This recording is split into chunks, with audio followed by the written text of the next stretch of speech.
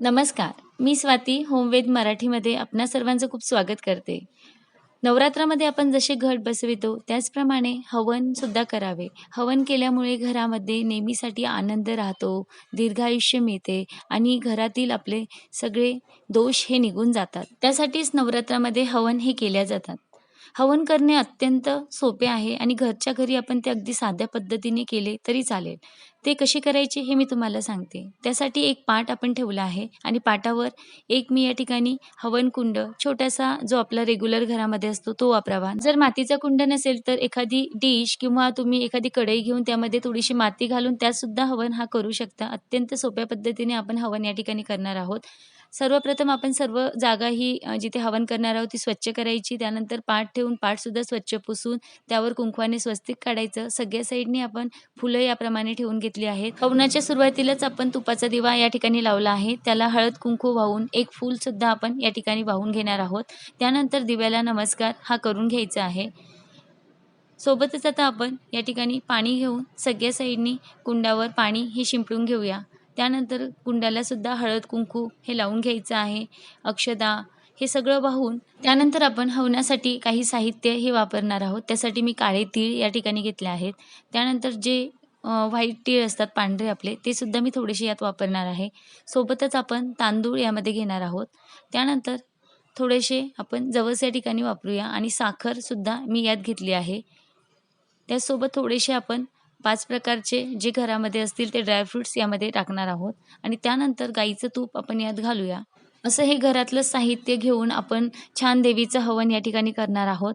जर साहित्य नसेल तर पूजेचं साहित्य ज्या दुकानात तुम्हाला मिळतं तिथे तुम्हाला हवनासाठी सुद्धा साहित्य मिळेल. त्यानंतर आपण कुंडामध्ये एक फूल हे ठेवून घेऊया आणि त्यामध्ये थोडेसे कापूर हे घालू म्हणजे अग्नी पेटायला खूपसा उशीर हा लागणार नाही. एक 3 ते 4 या ठिकाणी आपण कापूरची वडी यामध्ये घालूया आणि त्यानंतर आता हे आपण माचीसच्या साहाय्याने या ठिकाणी कापूर हा जाळून घेऊ आणि यावरच आपण समिधा ह्या घालून घेऊया.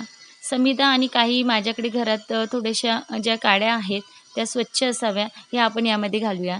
समिधासुद्धा तुम्हाला पूजेचे साहित्य जिथे मिळतं त्या दुकानात नक्कीच अवेलेबल आहेत. तिथे मिळून जातील. याप्रमाणे सगळ्या समिधा एकसारख्या अशा पेटल्या की मग आपण याला आता नमस्कार करून घेऊ. अग्निदेवतेला आपल्याला या ठिकाणी नमस्कार करायचा आहे. कुलदेवतेसाठी आपण हवन करतो. त्यामुळे घरामध्ये सुख, शांती, समृद्धी, ऐश्वर्य असे आपले घर भरभराटून राहू दे, हीच देवीला आपल्याला या ठिकाणी प्रार्थना करायची आहे. आणि त्यानंतर आपण बनवलेलं जे साहित्य आहे ते कुंडामध्ये आपल्याला 9 वेळेस थोडं-थोडं करून याप्रमाणे घालायचं आहे. अग्नीमध्ये साहित्य घालत असताना सर्वप्रथम गणपती मंत्राने आपल्याला सुरुवात करायची आहे. त्याचसोबत आपल्या कुलदेवतेचे मंत्र, त्यानंतर नवग्रहांचे मंत्र जे आपल्याला येत असतील ते सगळे मंत्र म्हणून आपण या ठिकाणी हवन हा संपन्न करणार आहोत. जर मंत्र येतच नसतील तर आपल्या कुलदेवतेची आराधना करायची आहे. आपल्या कुलदेवतेची आपण मंत्र म्हणत हा हवन अगदी साध्या सोप्या पद्धतीने या ठिकाणी करू शकतो. त्याचसोबत आपल्याला अग्निदेवतेला या ठिकाणी नैवेद्य हा दाखवायचा असतो. तो आपण खिरीचा नैवेद्य या ठिकाणी बनवतो.